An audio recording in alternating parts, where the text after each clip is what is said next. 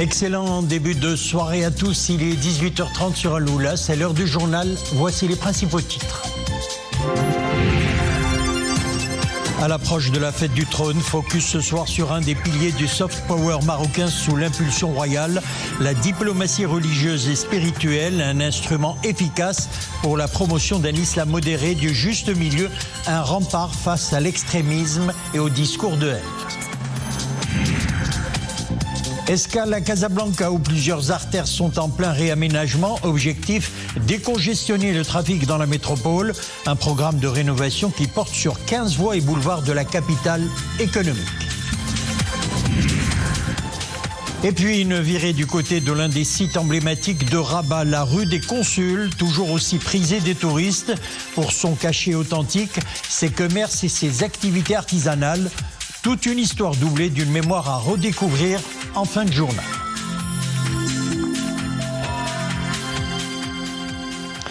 À quelques jours seulement de la glorieuse fête du trône, nous poursuivons notre série news dédiée au grand chantier lancé par Sa Majesté le roi Mohammed VI depuis son intronisation. Focus ce soir sur un des piliers de la diplomatie royale, à savoir la diplomatie religieuse. À la faveur d'une vision royale éclairée, le royaume s'érige en tant que leader dans la promotion d'un islam tolérant du juste milieu. À l'échelle du continent, Sa Majesté le roi Mohammed VI accorde un intérêt particulier pour la promotion du modèle religieux marocain, gage de la sécurité spirituelle. Farah Saaf, Youssef Mziani, Sofia Fegrout. Le soft power marocain n'a pas qu'une dimension politique et économique. C'est aussi la force de sa diplomatie religieuse en Afrique, basée sur Imarat al-Mu'minin. Et la promotion d'un islam tolérant ne date pas d'aujourd'hui. Sa Majesté, je le considère comme le digne fils qui continue l'œuvre de ses ancêtres. Parce que nous n'oublions pas qu'en Afrique de l'Ouest ici, ce sont les Marocains qui nous ont envoyé l'islam. Les Marocains qui sont venus, qui nous ont donné les premiers enseignements avec le rite malékite et les tariqas, surtout tariqa tidjaniya. Et si les Marocains, à l'époque, sont venus jusqu'à nous ici, c'est parce qu'ils ont été autorisés par les ancêtres de Sa Majesté, le roi Mohammed VI. Les soufis sillonnaient l'Afrique pour y répandre dawa et pour plaider en faveur du juste milieu dans les affaires religieuses, que ce soit en Afrique ou dans le reste du monde. Par exemple, il existe des zaouïas ouazzaniya au Pakistan, en Inde et dans d'autres endroits du monde. Cela prouve que la diplomatie religieuse n'est pas nouvelle. Répandre un islam modéré et au passage, lutter contre l'extrémisme. C'est ce qui constitue cette sécurité spirituelle ardemment défendue par le Maroc et sa diplomatie. Une approche illustrée par une politique basée sur la formation des imams. Plusieurs institutions ont ainsi vu le jour et à leur tête, la Fondation Mohammed VI des Ulamas africains. Dans ce sens, de nombreuses initiatives ont été lancées en faveur des communautés musulmanes en Afrique, comme la construction de mosquées, d'écoles coraniques et d'instituts religieux.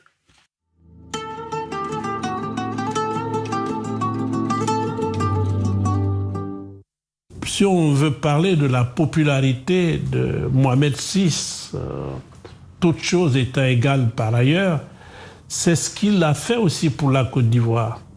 Le fait d'avoir fait don d'une mosquée à la Côte d'Ivoire, l'une des plus importantes en Afrique, je pense que cela touche. Il l'a fait en tant que commandeur des croyants. C'est très important. La communauté musulmane du Gabon bénéficie des formations des imams et la participation aussi du Gabon au concours coranique et hadith que la Fondation Mohammed VI des oulémas africains organise. La diplomatie religieuse marocaine transcende les frontières africaines. L'expérience marocaine dans le domaine spirituel est érigée en modèle chez les voisins européens. Et face à l'émergence de l'islamophobie, les imams marocains ont fait barrage aux discours extrémistes et renforcé l'attachement des communautés marocaines et étrangères à un islam modéré.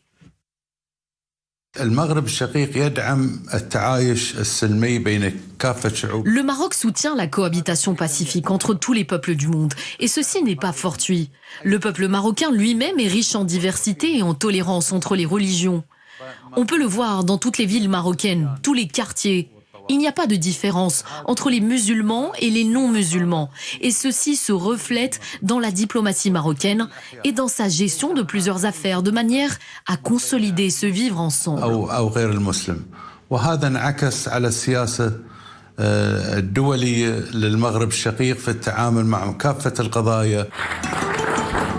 Une diplomatie religieuse, fruit de plusieurs centaines d'années de savoir. Une diplomatie propulsée sous le leadership de Sa Majesté le Roi, Amir el-Mouminin, attachée aux valeurs de tolérance, du dialogue et du vivre ensemble. Dans l'actualité législative, les deux chambres du Parlement ont tenu ce jeudi des séances plénières consacrées à la clôture de la deuxième session de la troisième année législative de la 11e législature 2021-2026. Une session marquée par l'examen et le vote des textes législatifs finalisés. Lors de ces séances, les présidents des deux chambres parlementaires se sont félicités du bilan de la session d'avril, mettant en lumière l'importance du travail accompli, notamment en termes des conventions internationales et des textes adoptés par les deux chambres dans les domaines judiciaires, sanitaires, financiers et productifs. Sur le plan du contrôle de l'action gouvernementale, les présidents des chambres parlementaires se sont félicités de l'importance de sujets abordés, qu'il s'agisse de questions orales ou écrites ou à travers l'action des commissions. Autre actualité à la une également, 21 décès en majorité des personnes âgées ou souffrant de maladies chroniques ont été enregistrés hier au centre hospitalier régional de Bni Mellel suite à la hausse des températures. C'est ce qu'annonce la direction régionale de la santé et de la protection sociale de Bni Mellel Khnefra. Dans un communiqué, la direction régionale fait état de 4 décès survenus hors de l'établissement hospitalier et de 17 décès hospitaliers, notant que la majorité des personnes ayant perdu la vie souffraient de maladies chroniques ou étaient âgées. La hausse des températures a provoqué la détérioration de l'état de santé des victimes, entraînant leur décès. La direction régionale de la santé et de la protection sociale appelle par ailleurs l'ensemble des citoyens dans la région à faire preuve de vigilance et à éviter de s'exposer au soleil, notamment durant les heures de pic de chaleur, et à consulter les services de santé en cas de besoin. La direction régionale de la santé et de la protection sociale avait ouvert une enquête suite à la diffusion d'informations faisant état de morts subites enregistrées aux urgences de l'hôpital régional de Bni Mellel en raison de la hausse des températures, ajoute le communiqué. Et puis, de son côté, le ministère de la Santé et de la Protection sociale vient d'annoncer une batterie de mesures d'urgence pour remédier aux effets sur la santé de la vague de chaleur que connaît actuellement le Royaume, suite au bulletin d'alerte émis par la Direction générale de la météorologie au sujet de la hausse des températures dans certaines régions. Dans un communiqué, le ministère indique avoir instauré des permanences au sein des établissements de santé dans les régions concernées par la hausse des températures, en plus de la mobilisation des professionnels de la santé, à savoir les médecins, infirmiers et ambulanciers, outre la mise à disposition des médicaments et du matériel hospitalier pour garantir les soins nécessaires. Le ministère appelle également les citoyens à prendre les précautions nécessaires pour se prémunir contre les risques sanitaires liés à la hausse des températures, notamment pour les catégories les plus vulnérables, dont les enfants, les femmes enceintes, les personnes âgées et celles souffrant de maladies chroniques. À l'apparition d'un des symptômes, le département de tutelle recommande de se rendre immédiatement à l'établissement de santé le plus proche, tout en soulignant l'importance de se conformer aux directives émises pour la protection de la santé publique et garantir la sécurité de tous en période de canicule. Actualité économique à présent. Pour cela, direction Casablanca ou Banque El Maghrib a présenté la 20e édition de son rapport annuel sur la supervision bancaire qui porte sur l'exercice 2023. Présenté lors d'une conférence de presse par Nabil Badr, adjoint au directeur de la direction de la supervision bancaire chez Banque El Maghrib, ce rapport dresse le bilan des activités de régulation et de contrôle de la Banque centrale, ainsi que des activités des établissements de crédit, organismes assimilés pour l'exercice 2023. Écoutez ces explications. Sur le plan international, l'économie mondiale a fait preuve de résilience malgré le resserrement monétaire et les tensions géopolitiques. Et sur le plan national, l'économie marocaine a réalisé une croissance tirée principalement par les secteurs non agricoles. Et c'est dans ce contexte que l'octroi de crédit a connu une augmentation de 4,8%, tirée principalement par les crédits à l'équipement. Et pour les dépôts, ils ont également progressé de 3,4%, principalement pour les comptes à vue. Et sur le plan des créances souffrances, ils sont stabilisés à 8,5% du portefeuille global des crédits accordés par les banques. Alors sur le plan des résultats, 2022 a été marqué par le repli des résultats des banques, mais en 2023, ces résultats ils se sont redressés grâce à la détente des conditions d'intérêt au niveau du marché. Sur le plan prudentiel, les banques, le secteur bancaire a consolidé sa résilience. Le ratio de solvabilité il a enregistré, voilà, il s'est maintenu à 15,5%, c'est le ratio de solvabilité global moyen. Et pour les fonds propres de catégorie 1, ils se sont situés à 12,9%, ce qui dépasse largement les seuils minimums réglementaires qui sont respectivement de 12 et 9%. Voilà pour la page économie. Les principaux boulevards de Casablanca font l'objet de projets de réhabilitation et de mise à niveau. Un chantier ouvert qui touche les différents grands boulevards de la capitale économique dans le but d'améliorer les infrastructures et le paysage urbain de la métropole. Abdelrahman Ziane, Saïd El-Idrissi et Zakaria Mouqimbillah. Ces engins s'activent pour refaire des tronçons des principaux boulevards de Casablanca. Dans l'arrondissement de Sidi Bliout, les travaux vont bon train. Cela fait du temps que les Casablancais se sont habitués au décor. Ils attendent avec impatience la fin des travaux qui devraient déboucher sur une amélioration du trafic routier. L'ensemble des routes du centre-ville devrait être réaménagé. C'est là où il y a beaucoup d'encombrements. À l'extérieur de la ville ou sur les routes périphériques, le trafic est plutôt normal. Idem pour l'autoroute. Ici, la conduite est difficile. La capitale économique compte une dense démographie. C'est pourquoi il faudrait assurer des travaux d'extension. Auparavant, la conduite était insupportable. Actuellement, les choses s'améliorent progressivement. Décongestionner le trafic tout en rehaussant l'esthétique des boulevards, telle est la finalité de ces projets d'aménagement. Prévus sur la période 2022-2027, le programme du Conseil communal de Casablanca inclut tous les arrondissements urbains. Ces projets sont dotés d'une enveloppe budgétaire de 2 milliards de dirhams.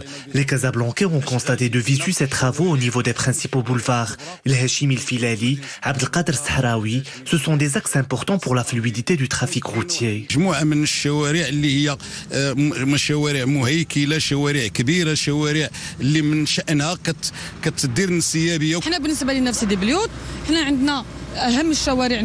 À Sidi Bliout, ces travaux intéressent les boulevards de Sarqtoni, le boulevard Ziraoui qui en est à la deuxième tranche, ainsi que le boulevard de Bordeaux où les travaux sont achevés. Ces projets visent une restructuration générale incluant l'éclairage, l'assainissement liquide, l'eau potable et les espaces verts.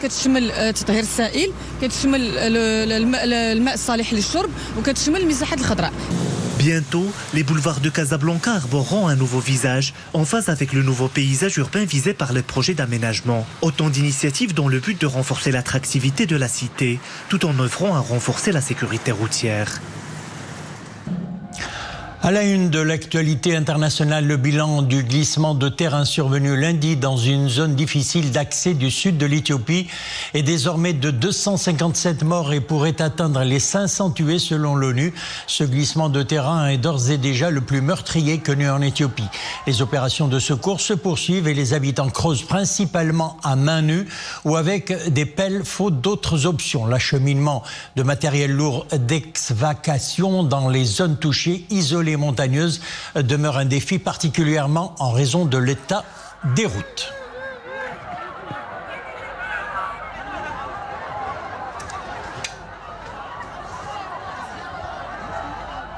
Direction Rio de Janeiro prend place aujourd'hui et demain le rendez-vous des grands argentiers du G20. L'occasion pour le président brésilien Luiz Inácio Lula da Silva de dévoiler sa stratégie de lutte contre la faim et la pauvreté dans le monde. Cette alliance globale qui sera financée par le G20 que préside da Silva permettra de lutter contre les inégalités et la malnutrition. Il est urgent de s'attaquer aux causes de la pauvreté, dit-il. Une personne sur 11 dans le monde est touchée par ce fléau. Le rendez-vous des grands argentiers du G20 marquera l'une des dernières grandes étapes avant le sommet des chefs d'État et de gouvernement des principales économies mondiales les 18 et 19 novembre prochains, également à Rio. Et puis les incendies se multiplient dans l'Ouest américain en pleine vague de chaleur, la Californie, l'Oregon ou encore l'Utah. Plusieurs États sont donc touchés par des incendies depuis le début de la semaine. Les pompiers luttent difficilement contre les flammes. Plus de 30 millions d'Américains sont concernés par des alertes canicules. La saison des feux est particulièrement active cet été.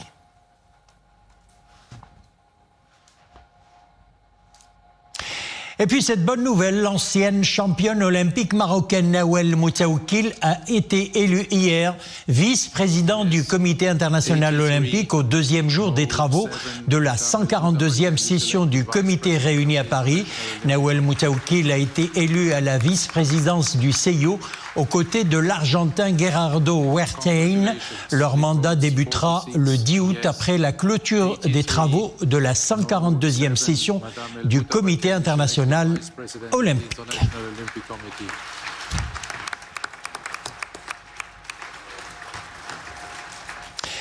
C'est une pièce maîtresse de la mémoire de la capitale, la mythique rue des Consuls qui fait partie des entrées emblématiques de l'ancienne Médina de Rabat. Riche d'un passé diplomatique considérable, cette allée marchande a su conserver ses activités artisanales et commerciales, ce qui fait d'elle un des sites les plus attractifs pour les visiteurs. Abdel Fattah Zouine, Boujma El-Hfaoui et Zakaria Moukhimbil. Sur la rue des Consuls, l'agitation est bien palpable. En cette période estivale, cette rue est un passage incontournable des visiteurs de l'ancienne Médina de Rabat. Attirant touristes nationaux et étrangers, la destination a de quoi fasciner. Ses principales attractions sont ses échoppes d'artisanat qui respirent l'authenticité et l'histoire. C'est pour ça que je viens là très régulièrement et je trouve ça très beau. J'ai toujours aimé l'art marocain et donc ça fait plusieurs années que je viens et que j'achète dès que je peux, dès que j'ai l'occasion de racheter un produit ou un tableau de l'art marocain. J'ai choisi de visiter ce lieu-là parce que je trouve impressionnant l'artisanat marocain. Un savoir-faire, une texture, une qualité qu'on retrouve nulle part ailleurs. Ça c'est vrai. Le bois finement taillé, la pierre finement. Je trouve ça très joli. Avec les travaux d'aménagement, la rue des Consuls prend un coup de jeune, tout en préservant le cachet architectural des lieux. Produits du cuir, du bois, habits traditionnels, décorations et accessoires, chacun y trouve son compte. En plus des produits classiques, l'artisanat tente aussi de s'adapter à l'ère du temps. Nous nous basons sur des modèles marocains tout en produisant de nouveaux articles en phase avec les désirs des clients. Par exemple, ce t-shirt avec une inscription en darija et anglais ou des représentations de la cigogne de Rabat. La plupart de nos clients sont des étrangers résidant dans le royaume. Les étrangers, les touristes, les étrangers, les sekninana. Nous vendons des bijoux en argent, bien connus du patrimoine amazigh ou du Sahara. Les touristes étrangers en raffolent.